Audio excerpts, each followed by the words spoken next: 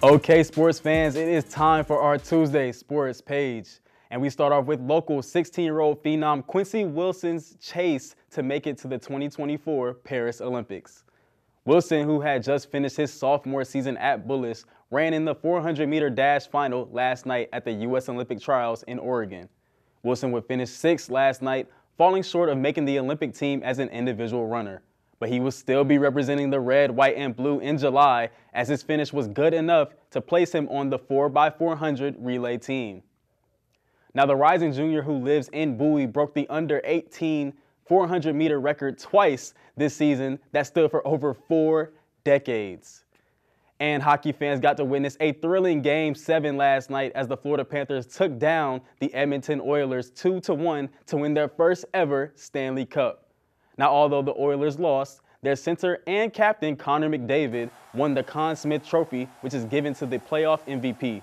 McDavid becomes the second non-goalkeeper to win the trophy in NHL history, despite being on the losing team. Now pivoting to the world of baseball, the Nationals lost a nail-biter to the San Diego Padres in extra innings last night. With the score tied 3-3 going into the 10th inning, the Nationals would score 3 more runs, including a home run to left field by Nick Senzel. But it was the Padres' Jurickson Profar with a walk-off double to put the Padres up 7-6. Now the Nationals will get a chance of redemption as they will rematch the Padres later on tonight. And staying with baseball, the Orioles have called up Heston Kjerstad to join the team. Baltimore selected Kjerstad with the number 2 pick in the 2020 MLB draft. Now we could see the left-handed hitter step into the batter's box as early as tonight when the Orioles host the Cleveland Guardians at Oriole Park. And wrapping up with hoops, if you missed the Georgetown, Maryland rivalry, well, you're in luck. The Terps will take on the Hoyas for a 4-game series that will span from 2025 to 2029.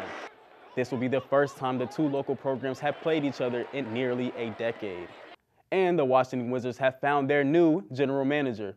The Wizards hired Tony Weaver, who previously served as a senior advisor for the NBA draft for the Detroit Pistons. And speaking of the draft, the NBA draft is tomorrow. More on who the Wizards might take in tomorrow's show. And that wraps up our Tuesday sports page. I'm Bryce Parker, CTV Sports.